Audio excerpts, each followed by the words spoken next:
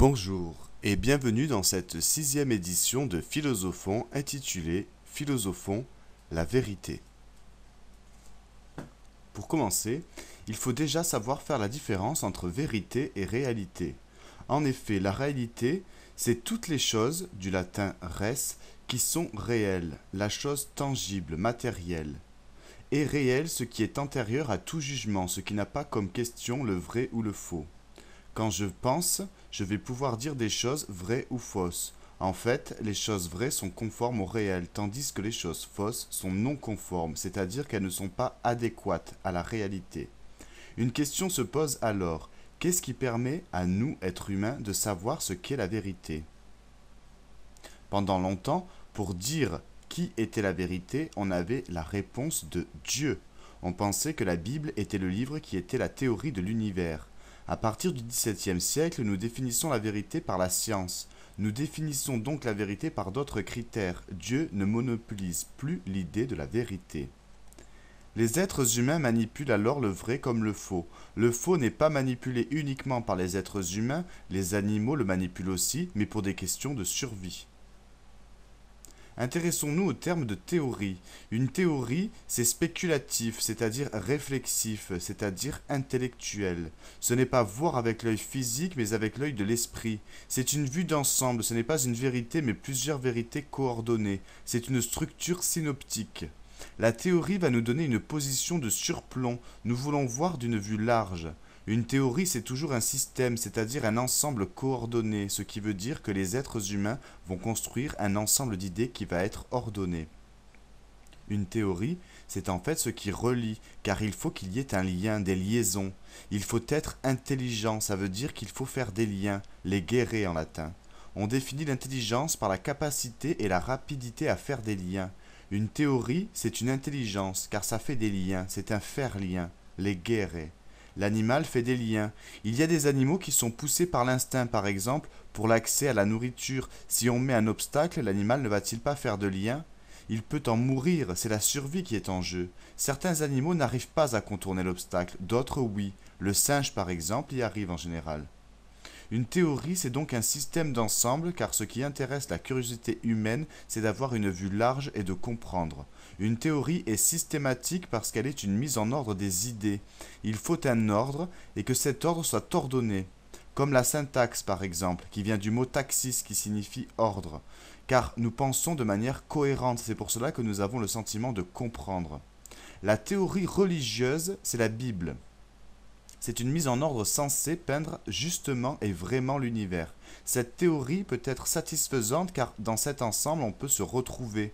Les êtres humains ont besoin de théories religieuses, mais les occidentaux ont besoin d'une autre théorie, la théorie scientifique. Mais les mathématiques c'est abstrait car 1 c'est 1, comme on peut le voir avec Newton par exemple dans les principes mathématiques, qui fait une spéculation intellectuelle. Speculare veut dire chercher, réfléchir, investir avec la tête. Speculum, par contre, signifie le miroir. Il réfléchit aussi. La Bible voudrait être le miroir de l'univers et le livre avec un grand L. Mais le livre n'est pas qu'un livre, c'est une métaphore de l'univers. Dans les principes mathématiques, Newton raconte la loi de l'apesanteur, de la gravitation. C'est parce qu'il fait de la mathématique que l'on y voit mieux. Ce qui nous permet de penser est la théorie, c'est le fait de planer pour faire un plan d'ensemble. Par exemple, la Terre est ronde, et on le sait grâce aux satellites. Newton prend l'exemple d'une pomme qui tombe d'un pommier. Pourtant, il y a la Lune au-dessus de nous, et comment se fait-il qu'elle soit toujours là?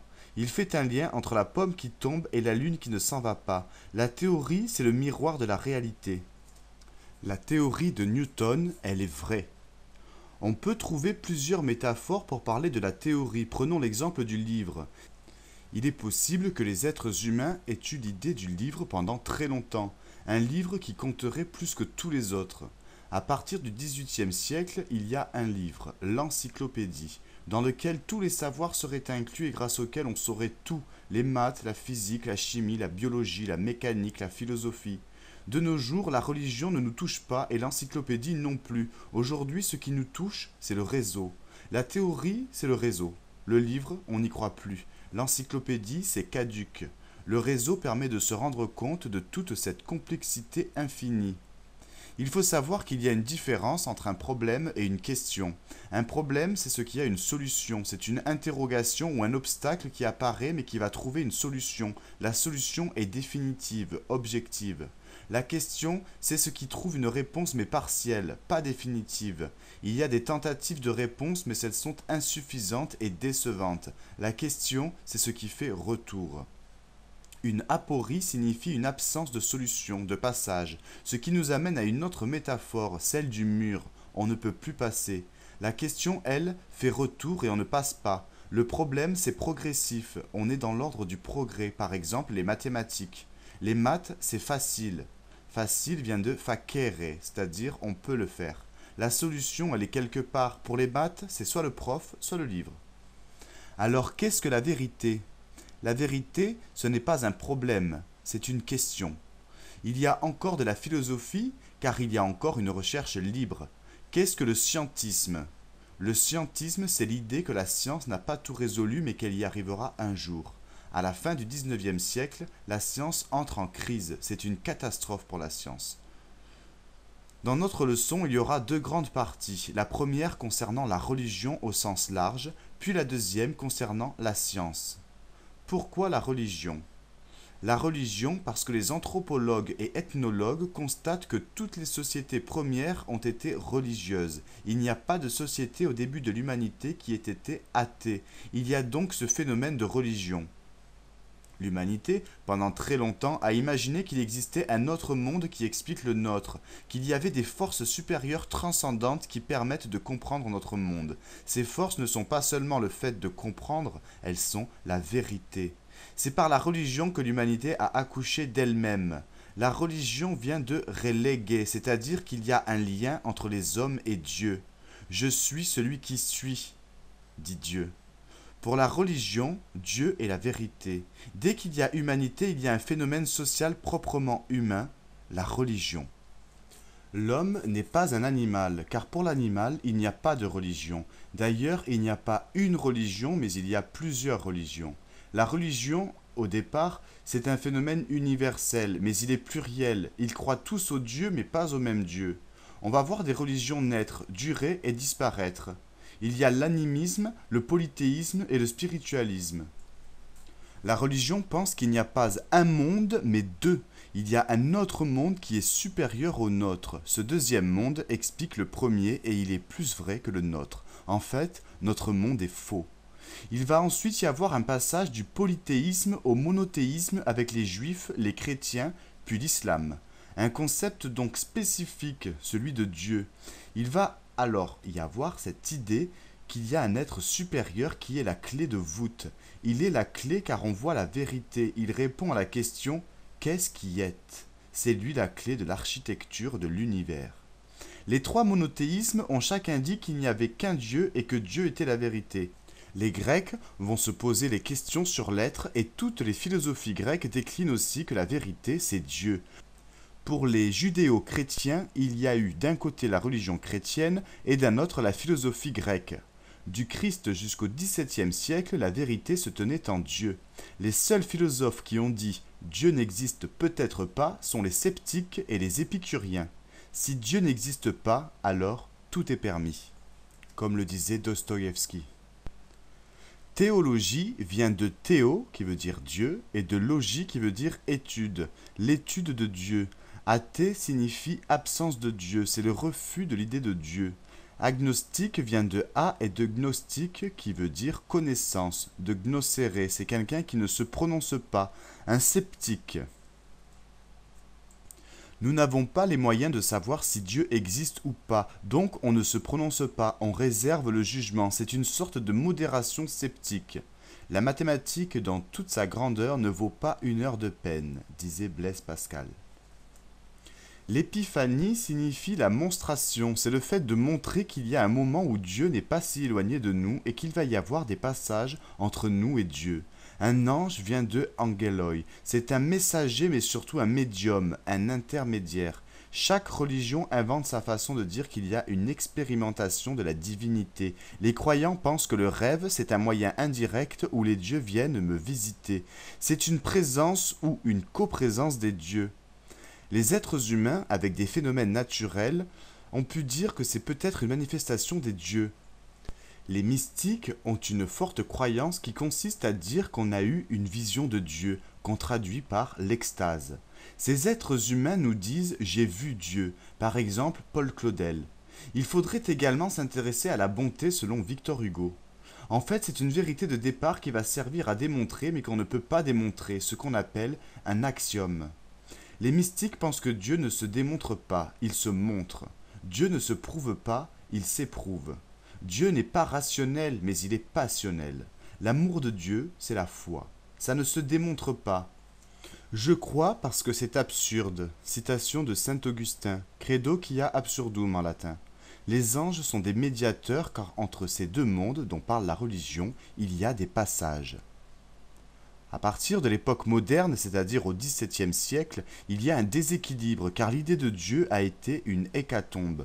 Dans une grande partie du monde, l'idée de Dieu est entrée en décadence. Le continent de la religion est quasiment englouti.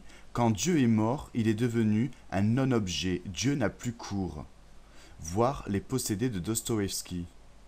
Quand Dieu est mort, les êtres humains ont trouvé un moyen pour trouver la vérité, la science. Il y a une discipline qui est la clé de la science, la seule où on peut dire c'est vrai, c'est les mathématiques. Emmanuel Kant, dans la critique de la raison pure, dit que la physique c'est vrai, mais que la métaphysique ne l'est pas. Pour lui, on ne peut pas prouver l'existence de Dieu. Il fait en fait une critique, du grec krineien, qui veut dire séparer. Ce qui est vrai, c'est la science. Ce qui est faux, illusoire, c'est la métaphysique. Dieu n'est pas rationnel, car être rationnel, c'est souscrire à une règle, un principe. Ce principe, c'est le principe de causalité. En effet, cette règle de la rationalité, c'est le principe de causalité. Toute cause a un effet et tout effet a une cause. En effet, on est rationnel, donc on a besoin de savoir quelle est la cause de la cause. On explique la science en reliant par la cause. Si on dit Dieu est la cause, Dieu est la raison première. Est-ce une raison satisfaisante? Dans son livre, Kant dit que les raisonnements métaphysiques sont des faux raisonnements. Si on dit que Dieu est la cause de l'univers, on a deux questions alors qui viennent ensuite. Quelle est la cause de Dieu? Car si je dis Dieu est la cause de lui-même, qu'est-ce que je comprends? On n'a jamais vu que rien pouvait donner quelque chose. C'est ce qu'on appelle le ex nihilo nihil, c'est-à-dire à partir de rien, il n'y a rien. S'il y a rien, rien ne peut pas faire venir quelque chose. Il me faut une cause pour que je puisse bien comprendre l'effet. Si Dieu s'est créé tout seul, c'est irrationnel. Si Dieu a été créé par un autre Dieu, qui a créé l'autre?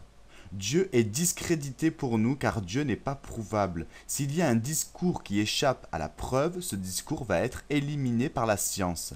Et oui, cette science qui tente de tout prouver jusqu'à l'astronomie, à ne pas confondre avec astrologie. Attention à bien faire la différence entre l'astronomie et l'astrologie. L'astronomie, c'est une science, elle est prouvable, elle est tangible, elle est véritable, elle est juste. L'astrologie est une prédiction complètement délirante et non pas une prévision. Ne pas confondre non plus prévision et prédiction. Une prévision, c'est scientifique. Une prédiction, ce n'est pas scientifique. On préfère une mauvaise explication plutôt que pas d'explication. Par exemple, le tonnerre qu'on associe à Zeus. La science a été une machine de guerre, qu'elle le veuille ou non, contre la religion et contre Dieu. On en revient au mot critiquer, qui veut dire séparer, c'est-à-dire garder le vrai, rejeter le faux. La science met Dieu du côté du faux. Kant dit dans la critique de la raison pure que Dieu n'est pas un objet rationnel. Dieu, en fait, c'est un pseudo-raisonnement. La science dit qu'un discours vrai s'accorde avec la vérité et qu'il va se prouver objectivement. La croyance est une sorte de fanatisation dans laquelle on s'engage. Nous avons besoin de l'élément preuve. La croyance, la théorie et la pensée ne suffisent pas. Si j'ai une preuve que Dieu existe, cela signifie que c'est une preuve subjective et non pas objective. La science nous assure une communication. Il y a deux frontières dans les sciences. On peut dire qu'il y a la science des uns et la science des autres. Le problème de la foi, c'est que c'est une vérité subjective et pas objective. Dans la foi, il y a une sorte de solitude, car pour faire passer sa vérité, on ne peut pas arriver à la dire. Mais dans la science, il y a des sciences. Il y a des sciences humaines et des sciences exactes. C'est-à-dire que quand les premières sciences sont apparues, Elles étaient des sciences pures et dures. Le premier modèle de la science, c'est la physique. Ensuite, il y a eu la chimie, puis la biologie. On a voulu faire des sciences qui s'occupent de l'être humain également, avec la sociologie, l'économie et la psychologie. Pourquoi existe-t-il des dieux? Parce que les êtres humains aiment faire des erreurs. Les hommes aiment le mensonge. Le mensonge, c'est naturel. Nous le condamnons pour des raisons morales. Les sciences humaines diagnostiquent un mensonge consubstantiel à l'humanité. Sans mensonge, nous ne supporterions pas la vie. Un grand sociologue économiste, Karl Marx, explique causalement l'illusion religieuse. Il dit que la cause de la religion, c'est la pauvreté économique. Il pense que l'économie dans une société, c'est très important. Il diagnostique dans toutes les sociétés un phénomène de pauvreté et ces sociétés ont besoin d'oublier leur pauvreté. La religion, c'est l'opium du peuple, disait-il. Quelqu'un qui est pauvre, il va avoir besoin de drogue, qu'elle soit matérielle ou spirituelle, il va s'accrocher à quelque chose. Il y a une machine de guerre contre la religion. En effet, la thèse de Freud est la même que celle de Marx. Il pense que la religion c'est de l'illusion, que c'est relatif à la misère affective, quand il y a une misère affective. En effet, quand il y a une misère affective, il va y avoir la cause de l'interillusion. La racine de cette illusion pour Freud, c'est la peur de manquer. Freud et Marx soupçonnent la religion. En effet, pour comprendre, il faut sans cesse soupçonner, c'est-à-dire regarder ce qui se cache dessous. La religion est à la fois une idéologie, elle assure la morale, elle vous dit ce qu'il faut penser et ce qu'il faut faire. D'ailleurs, les philosophes des Lumières ont dénoncé la prétendue morale religieuse. La religion est négative car elle n'est pas humaniste. Elle n'est pas humaniste car l'humanisme, c'est une conception qui consiste à placer l'être humain au centre et à en faire le critère de toutes les valeurs. La religion n'est pas humaniste car elle ne place pas l'homme au centre. Celui qui est au centre, c'est Dieu. Par contre, Sartre, lui, pense que c'est l'homme qui doit faire sa propre loi. L'humanisme suppose que l'homme se fasse au cours de son histoire. Il se crée dans son histoire. Alors que dans la religion, l'homme a été créé une fois pour toutes par Dieu. Il y a des chemins qui ne vont pas droit vers la vérité. Souvenez-vous du mot méthodos qui signifie le chemin. Le chemin qui va droit vers la vérité, c'est les mathématiques. Elles sont la voie royale et triomphale de la vérité. Avec la physique par exemple, qui est la mathématique appliquée aux lois de la nature. La science nous permet de saisir, d'avoir une efficacité à partir de la création de la science qui est une révolution du regard. La science est vraie, féconde et efficace. Avec la chimie par exemple, qui est l'étude des lois du fonctionnement de la matière. À ne pas confondre avec l'alchimie qui est religieux et non scientifique. Quand on a inventé la physique et la chimie, on a inventé avec Claude Bernard la médecine expérimentale, la biologie. Galilée disait « La nature est écrite en langue mathématique ». Galilée invente la physique, il invente une science. La mathématique, c'est la voie royale pour faire de la science. C'est la science formelle qui permet de faire des sciences exactes. Les formules mathématiques vont me permettre de formuler la science. Plus une science est mathématisable, plus elle est scientifique. Plus il y a mathématisation, plus il y a scientifisation. La science vient de la philosophie, c'est un projet philosophique. Ce projet est de René Descartes. On peut dire de Descartes qu'il est la Bible des temps modernes. À partir de Descartes, il va y avoir une valeur mise en avant pour la vérité, la raison. Il n'y a qu'un chemin pour Descartes pour aller vers la vérité, c'est celui de la raison. Descartes écrit le discours de la méthode, une seconde fois intitulé Les méditations métaphysiques. Il nous dit que tous les hommes sont rationnels. Le bon sens, c'est la raison. La raison, c'est comme une boussole en nous pour nous guider. C'est le moyen d'atteindre la vérité. C'est une manière de penser qui est réglée, régulée. Quand nous pensons avec un ordre. La rationalité, c'est la mise en ordre de nos pensées. Quand je parle, j'essaye de dire des choses sensées.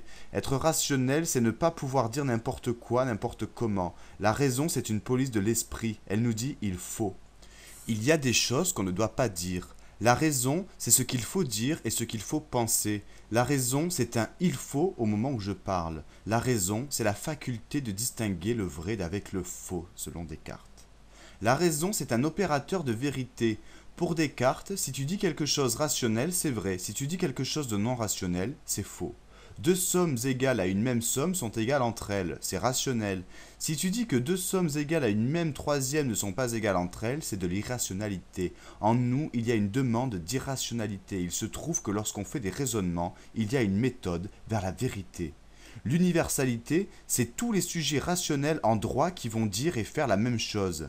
C'est pour cela que la mathématique n'est pas idiote. Idiotesse signifie qui parle tout seul, enfermé dans son langage en grec. Voici un exemple de raisonnement, un syllogisme déductif. A. Tous les hommes sont mortels. B. Socrate est un homme. C. Donc Socrate est mortel. L'universalité, c'est quand c'est rationnel pour tout, ce qui renvoie à l'apodicticité, puisque les propositions rationnelles sont universelles et aussi apodictiques. Apodictique signifie nécessaire logiquement. La mathématique, ce n'est pas le je, c'est nous. C'est le nous rationnel. La science a gagné sur la religion car elle est vraie et elle marche. En effet, elle est pragmatique et utile. Le progrès s'est donc avéré utile, mais pas pour tout malheureusement. Par exemple, la télévision est utile, mais est-elle vraiment utile pour chercher la vérité? La télé fait écran, c'est-à-dire qu'elle m'empêche de voir. Télé veut dire de loin, ce qui a donné des mots tels que télévision, qui veut dire visionner de loin, ou encore téléphone, le son de loin.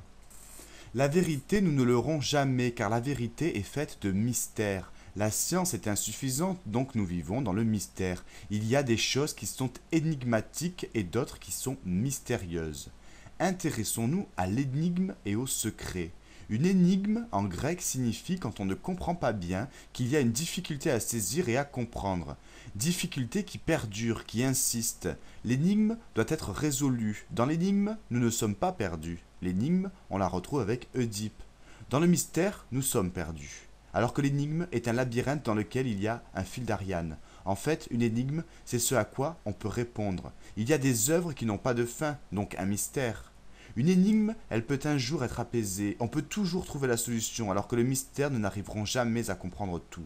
Le mystère, c'est la coprésence de l'invisible et du visible. Dans notre société, il y a l'attrait de la lumière, mais aussi la présence de la vérité.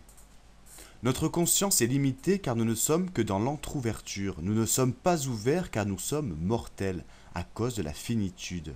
Rien n'est simple, vous l'aurez compris, quand il s'agit de la vérité, qu'il s'agisse de la religion ou de la science. C'est assez complexe. Nous sommes sans cesse partagés, en fait, entre la religion et la science, car les deux présentent du bon et du mauvais. Nous sommes partagés. Attardons-nous sur ce verbe, partager. Le mot partage est un mot intéressant. Le terme partage en français est ambivalent, car ce mot a un double sens, un sens positif et un sens négatif. Partager, c'est séparer, donc c'est négatif. Mais ça veut dire aussi donner, accepter l'autre. Il y a un sens moral, donc c'est une richesse, c'est un sens positif. En fait, le mot partage est lui-même partagé. Revenons à la science. La science essaye de faire passer l'inconnu dans le connu, c'est-à-dire qu'elle arrache des blocs inconnus et qu'elle les élucide. La philosophie va faire passer le connu dans l'inconnu, c'est pour cela que la philosophie étonne. En fait, nous appartenons à l'absence, nous sommes les fils de l'absence. C'est-à-dire que nous ne sommes pas dans la présence, nous sommes dans la présence absente. La philosophie n'est pas seulement le sens, c'est aussi l'absence de sens. Lacan en fait d'ailleurs un jeu de mots, absence. Ab, qui se retire, qui s'en va. Nous avons essayé d'expliquer la notion de vérité. Expliquer signifie défaire les plis, simplifier, lutter contre le compliqué. Et pour vous, qu'est-ce que la vérité ?